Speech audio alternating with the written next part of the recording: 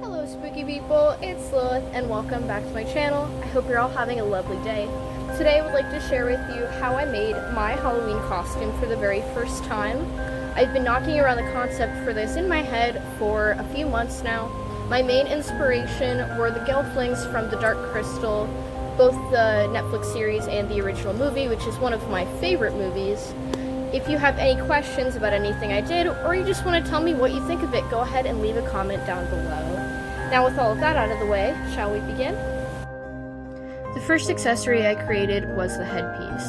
I made the base for this by turning a piece of wire into a circle and clasping the two ends of it together.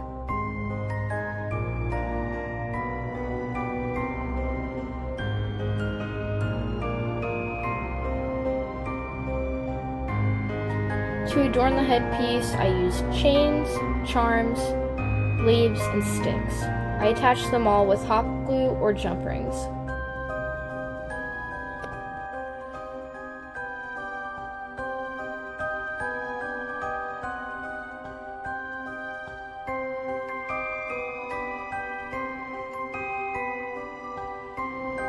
I tried it on periodically to make sure I liked the way it was looking.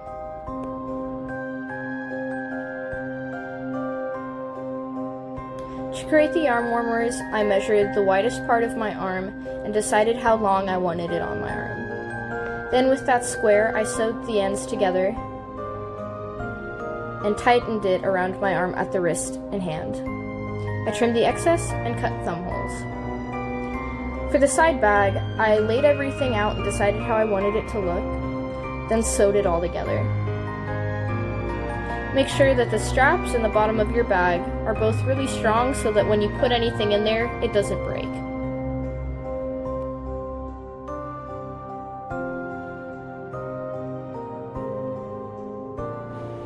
I then added these little potion bottles with flowers and crystals.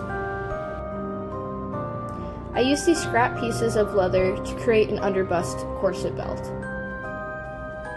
You can find these scrap leather pieces at Joann's Fabrics and Hobby Lobby. From what I remember, this leather cost less than $10, and I've already done a few projects with it, but this process is really time consuming. I think that the end result, though, is definitely worth it.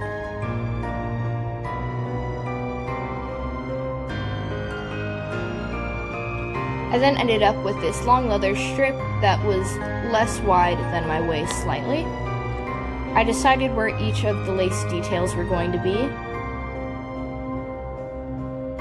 I then marked out where all of the grommets were going to be placed and cut out the holes for those.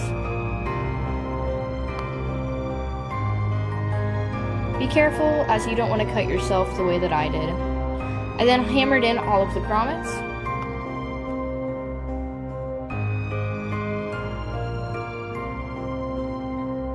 This is how I lined up each of the grommets before I hammered them in.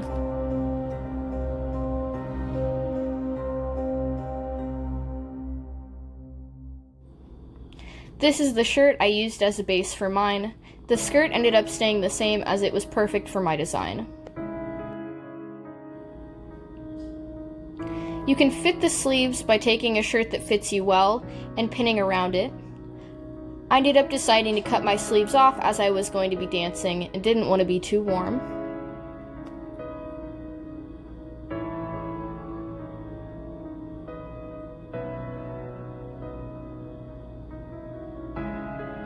I then pinned down the middle where the buttonholes and buttons were, trying to get as close to the center as I can.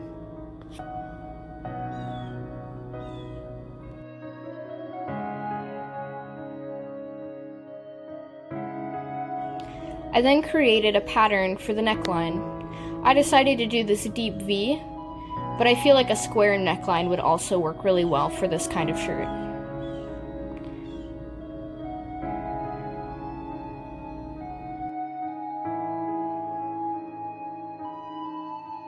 I taped down the pattern to the shirt and cut around it. I had to do a little bit of touch-ups to get it to look even.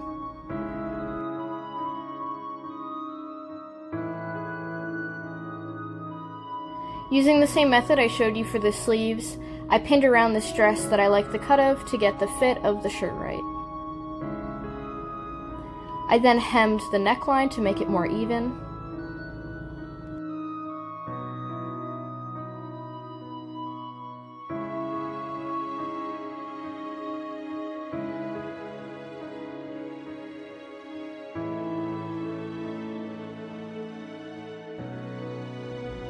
The final step was to cut these deep V shapes into the bottom of the shirt.